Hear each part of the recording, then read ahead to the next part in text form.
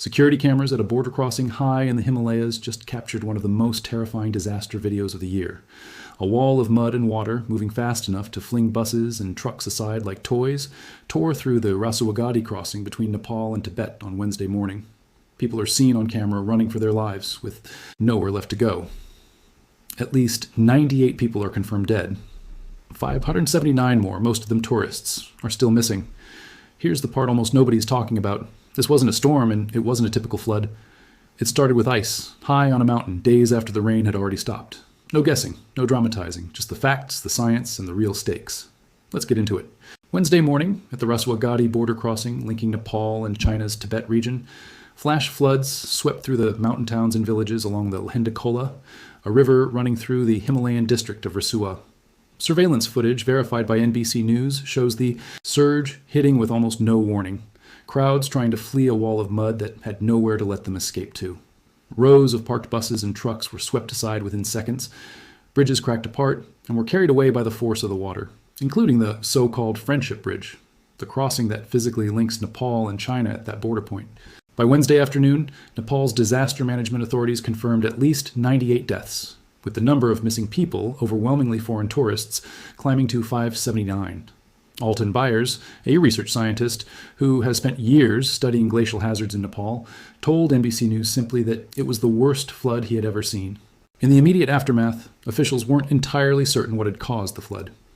The United States Geological Survey recorded a magnitude 4.4 earthquake in Tibetan territory that morning, roughly 47 kilometers north of Gosankunda, close to the time the Asto disaster began, and Nepal's foreign minister initially told the country's parliament that the floods might have been the result of an avalanche triggered by that earthquake.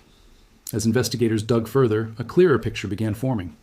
Nepal's Disaster Management Authority said satellite image analysis by Planet Labs indicated the flood originated from a snow rock landslide on the Nepal-China border, roughly 20 kilometers northeast of the Rasuwagadhi crossing, that slid into the river and formed a temporary debris lake, one that then burst, releasing a sudden violent surge downstream, a disaster risk.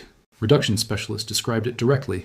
An ice rock avalanche from a glacier blocked the river, and when that blockage gave way, the built-up water was released all at once.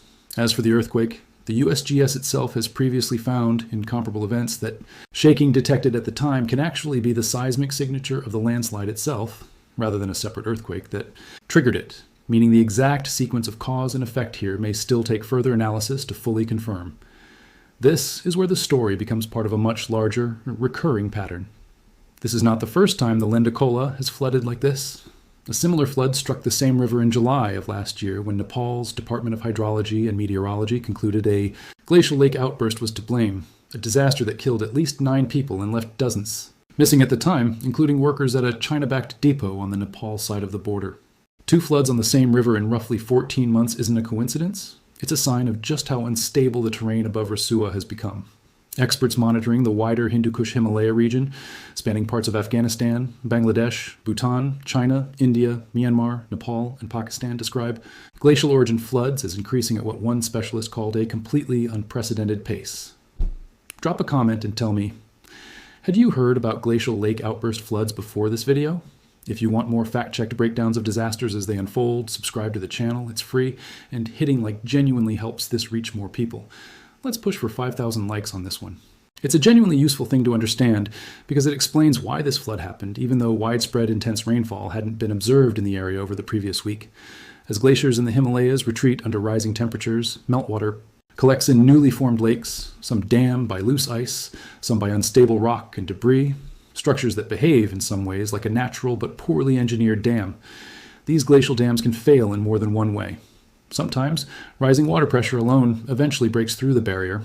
In this case, the trigger appears to have been different. A rockfall or ice avalanche crashing down from higher on the mountain, slamming into the lake or the blocked river channel with enough force to breach it instantly, releasing a huge volume of water and debris all at once, rather than gradually. That combination, sudden release, steep mountain terrain, and a mixture of water, mud, ice, and rock, is exactly what makes these floods so much more violent and destructive than an ordinary river flood, even though, from a distance, no storm ever needed to happen at all.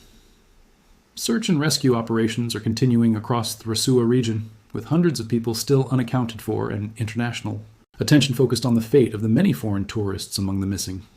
Nepali and Chinese authorities are working to re-establish safe crossing points now that the Friendship Bridge has been destroyed, and glaciologists are expected to continue analyzing satellite imagery to more precisely determine the exact mechanism and full scale of the ice and rock movement that triggered the flood.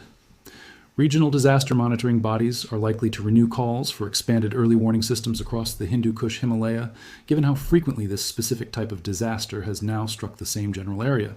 There's something particularly haunting about a disaster that begins in complete silence, high on a mountain, with no storm clouds and no warning rainfall, and ends with a wall of mud erasing a border crossing in seconds, for the hundreds of families still waiting for news. About someone missing tonight, the science behind what triggered this flood matters far less than the fact that it happened at all.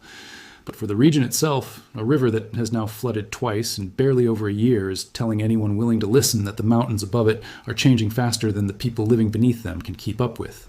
Subscribe so you don't miss the next update on this story. Leave that comment below. Had you heard about glacial lake outburst floods before this video? 5,000 likes on this one. Let's go. See you in the next one.